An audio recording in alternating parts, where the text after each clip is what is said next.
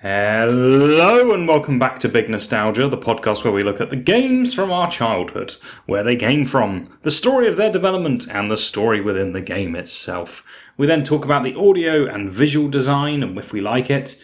Does it hold up? We also discuss a game's legacy. Is it well remembered? Did it spawn a million sequels? Or is it an obscure title that we hear little about nowadays? I'm Nick. I'm Phill. And I'm Vicky. And this week we are talking about a film that few may remember, and the game based on it. Tweety's high-flying adventure. Let's see what this Tweety bird's been up to. Take it away, Vicky. Thanks, Nick. And this was an interesting game to do research for because obviously when researching these games, we like to get our sources from an array of different internet websites and whatnot. Or obviously Wiki normally plays a little bit of a part in it. But even Wiki had very little to say on this game. The page instead referenced you to the movie it was based on, which is Tweety's High-Flying Adventure, which is an American animated musical film made in the 2000s direct-to-video, produced by Tom Milton and James Walker. This game the developers was Kemco, producers was Kemco, and the platform was the Game Boy Color. It was released in November 2000 as single, and there was a multiplayer option as well. So Joe Astley is the voice of Tweety Bird. He was in the Looney Tunes cartoons. But along with Tweety Bird, you get to see Bugs Bunny, Daffy Duck, Yosemite Sam, and a few more characters. The whole concept of the story was Tweety Bird was challenged for like an 80 days adventure, like around the world in 80 days sort of spin-off, but with a Looney Tunes twist. On October the 2nd at the Looney Club in London, a character named Colonel Rimfire says that cats are smarter than animals. Granny, who wants to raise money for the children's park, otherwise, guys, it's going to be closed down, makes a classic. Yeah, oh my goodness, right. So researching this game, I watched a bit of the gameplay, and it's literally, she goes to the park and there's these two kids and the animation is so simplistic. They're just two little sad kids, and she's like, oh no, the park is going to be closed. Whatever shall I do? I will make a bet with you, and if I win the bet... He never said like the conclusion. If she wins the bet, he will pay to save the children's park. But there's not like if you lose and you have to do this. That's all it is. So this Colonel Rimfire says that cats are smarter animals.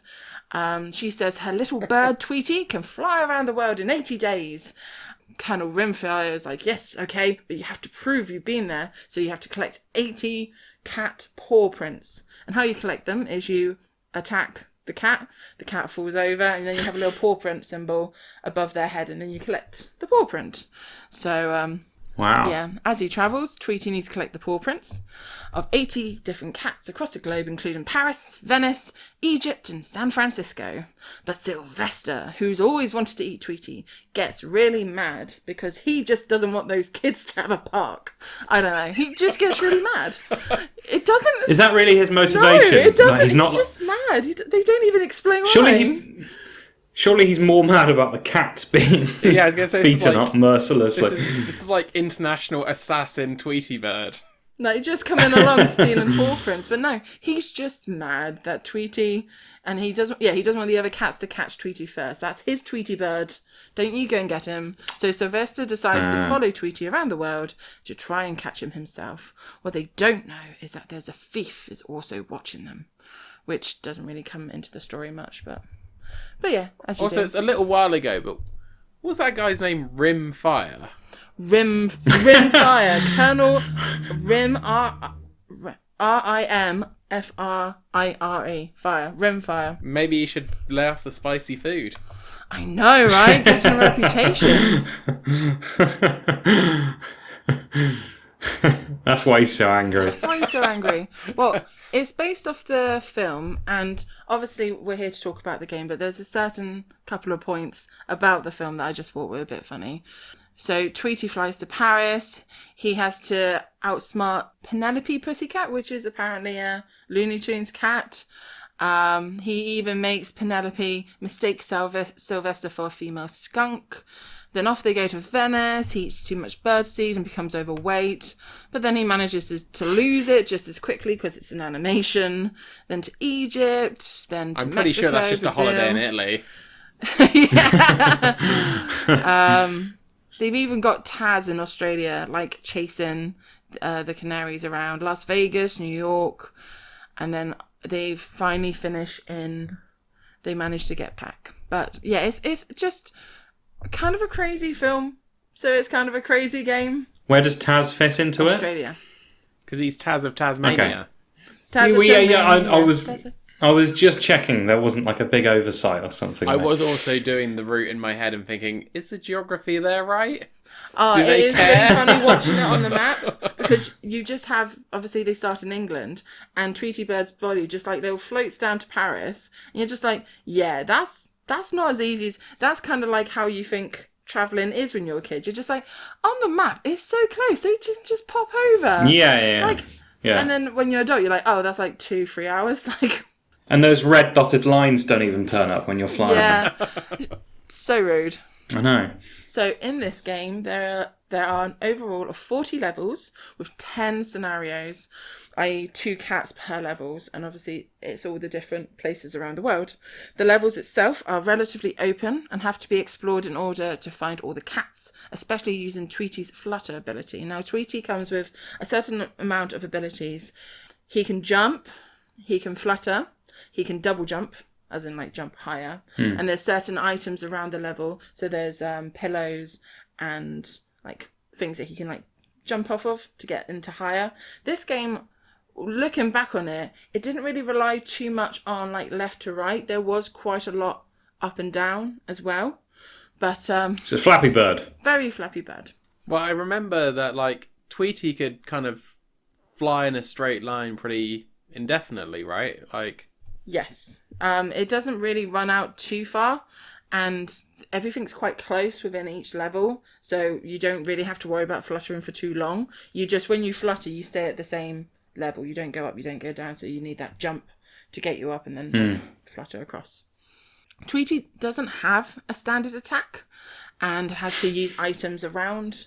Now there was these boxes and they're square, and they in the description of the game, in the little like training bit, they say they're post boxes or tool boxes, and you're just like, those are two very different things. Like, I never really thought, oh, let's put my mail in my toolbox, or let's put my hammer in the post box. Like, that is the guy writing the text is like, it's the end of the day, and he's like, I can't make out what that is. It's a post box, close it's a enough. toolbox. It's Yeah, one of them. LaunchBox. Who cares at this point? Yeah. Mailbox makes more sense for like round the world, but toolbox makes more sense for what you can find in it. So you can find like banana peels, acorns, balls, oils, and they give you different abilities. There's one where you can like shoot it at a cat to knock it out to then get the paw print. The ball obviously you throw, the acorn you throw. Quite repetitive moves, but the items are at least a little bit different. Unfortunately though, they're kind of generic.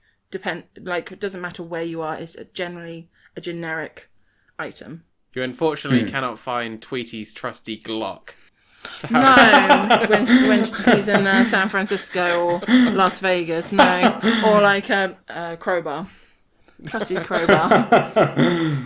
The cats have to be overwhelmed with those items to get access to the paw prints. Generally it's a one hit. You hit them, they fall over, dizzy spell, but they will get back up again, so that if you do it from quite far away and don't get to them in time, they might get back up before you can collect the paw print. There are other enemies that get in the way.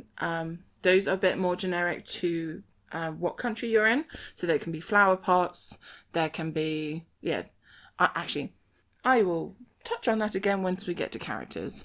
There are 15 collectible items with the weapons, some of the ones I've already mentioned. Well, that makes it go quite nicely into characters. You've got Tweety, you've got Granny, who's not playable because she's like, my Tweety Bird can do this, but I'm gonna stay home and like drink my tea. Like, I've already bullied this man into paying for a children's centre because he disrespected my bird. He's not even going to do anything against these kids if he wins. But if he loses... Like, I know we've already made fun of his name, but look him up. He's like Napoleon short, and he's got a big ginger beard, like moustache. Like, he's a looker as well, so... oh, wow, yeah. She really cares about those kids, so much so she sent her bird away and hasn't actually done anything about it. No, like, raising money or anything like that. No, just this competition. 80 days, that's fine. The cats, obviously, are non-playable. Between countries, you touch in with Lola Bunny, who's a new caster. Lola Bunny updates the action with the humorous new casts between levels as you run, jump and fly your way to victory. And the bad guys, just be careful to avoid chomping plants, squirmy worms, bugs, bees and butterflies along the way. So I'm saying they're a bit more to each country, but they're still reasonably generic as bad guys go. But you're more likely to find like more nature ones in a bit more of a outdoorsy place. In Egypt, you've actually got mummies walking around as well. Something I haven't actually mentioned before we move on is that there is a 2-player option in this game, which I never played. I never even knew that. Yeah, but it's on the opening screen. I was watching through and I was just like, that says 1 player and that says 2 player. And to play it, you had to use, there was these connection wires. So you'd have to be obviously in like the link cables. The link cables, that's what you'd have to use. And what it would do is it would make a 2-playable game. Basically, you'd have a pink version of Tweety, which was called Tweety, and you'd play the levels and the first person to get the most paw prints win. It was very, very buggy. It freezed all the time, the controls were a lot more slow, and the signal was really bad. So it wasn't people's favourites as a 2-player. It was definitely better as a 1-player game. If we're moving on to music, obviously most of the music was the same as the film. The music was by J. Eric Skermitt. The songs by Randy Rogel and Cindy Morrow.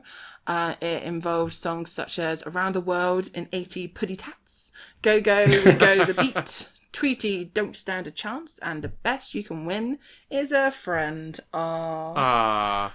I thought the best you could win was a community centre or whatever, but... or like this kid's park or whatever. No, a friend.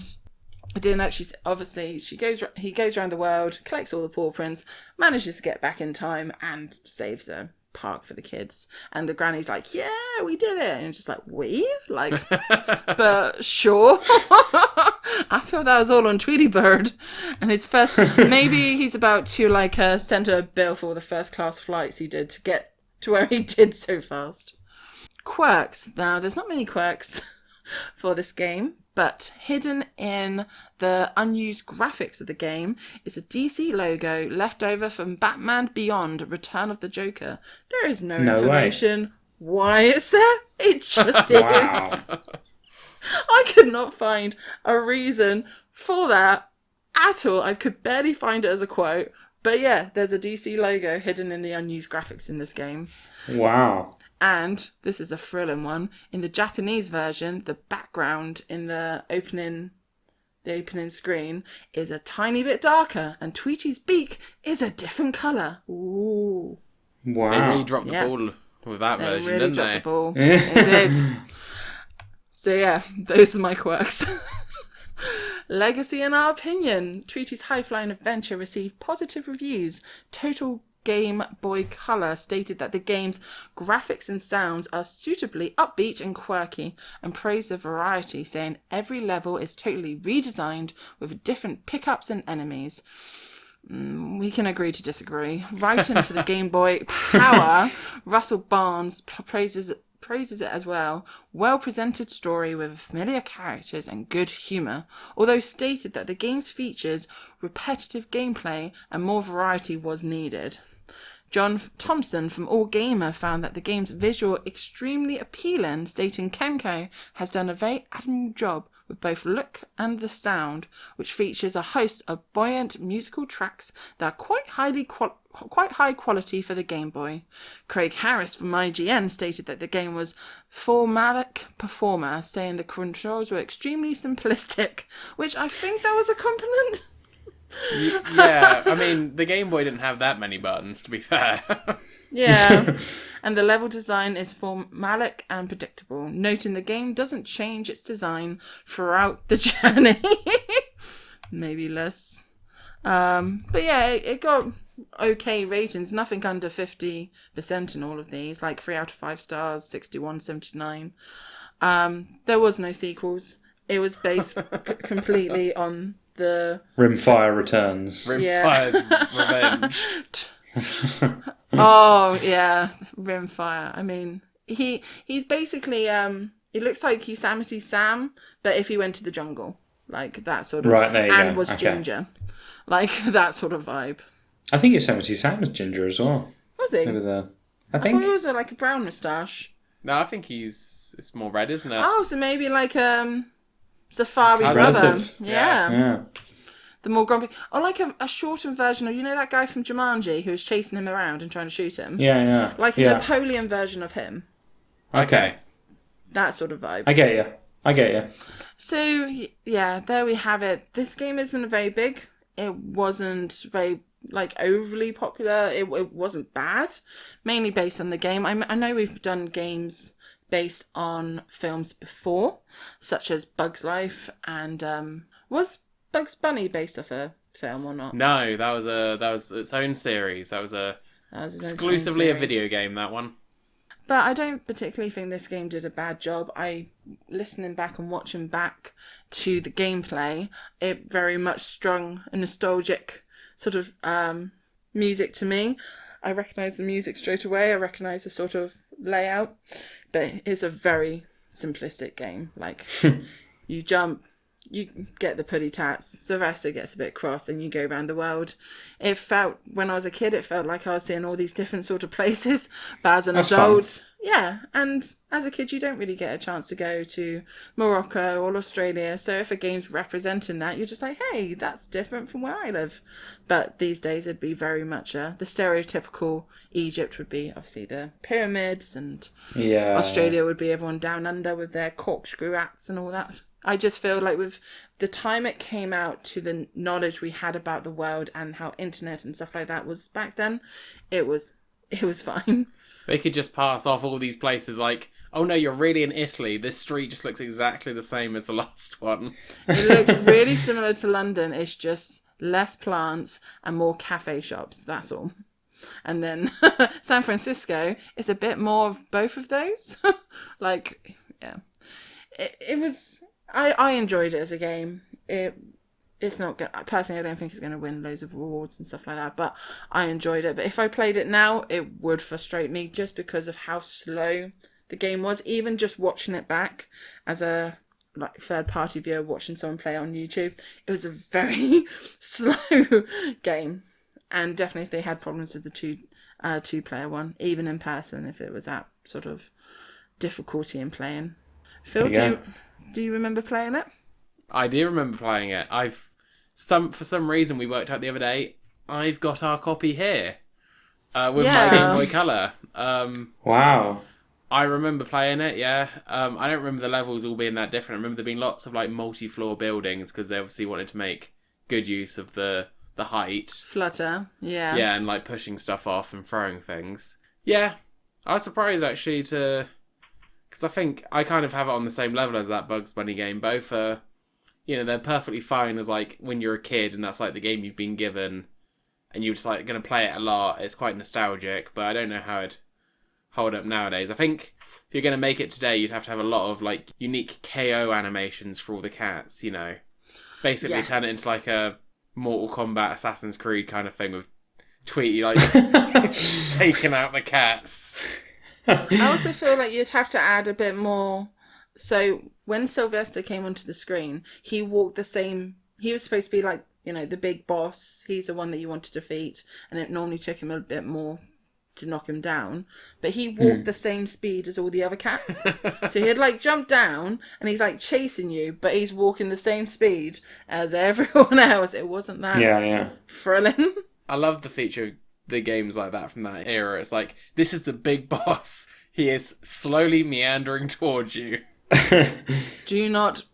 You can slowly crap your pants, but please do not worry too much because he'll get there in like 20 minutes. They should have put him in a mech suit. Boom, boom. I'm looking for the Tweety bird. Did you ever play a game like this, Nick? I didn't. Well, I mean, similar games. I guess the fun thing about it is the IP. I guess if you're into like Looney Tunes and Tweety and everything, like that's great. Yeah, exactly. So I think that's kind of what would probably elevate it if you really want to get stuck into like immerse yourself in those characters and things. And I was looking up, when you were talking about like Rimfire Jim and stuff like that, and it's like it goes back to like 60s Looney Tunes cartoons. So it's like that's quite cool. If you're really into like the deep set lore of Looney Tunes, then that's a fun one. You got to take what you can get. Whereas like when you're into a particular IP, sometimes I remember like trying to find a Doctor Who game as a kid. Like the only thing you could get on the DS was like a Doctor Who Top Trumps, and like you got to savor these things, right? It was a shit game, yeah. But It's still Doctor Who. Yes. Yeah, exactly. One of the oldest videos on the channel that is now referred to as ABK Arcade is us really trying to get into a Doctor Who game. But the multiplayer was so busted, we reached a point where we literally could not continue. I remember that. Yeah, it literally breaks the game, doesn't it? Because it requires you to use the mouse controls, which is only available to one person. The other person has no option to do this thing because it requires you to use both characters. So single player, and it's not a drop. You can't drop out like a Lego game either. It just So a single person obviously does it with one character, then does it with the other. But we were individual. We couldn't do that, so we just gave that one up, I think. Yeah. Well, this has been Tweety Bird's High Flying Adventure game. I know it's not a lot, but let me know if you ever played it as a kid, if it's a good one for you, if it's a bad one for you, like if you're a proper Looney Tunes fan, as Nick said. I still think it's quite an enjoyable game for the generation. It's your basic. But if you have a different opinion, we always want to hear from you. Please follow us and like us. And thank you very much for joining us today. I've been Vicky. And I've been Nick. I've been Phill. Join us next week where our topic will be the duology of Zelda Game Boy Color games. We'll be talking about Oracle of Ages and Oracle of Seasons. We'll see you then. Bye. Take care. Bye.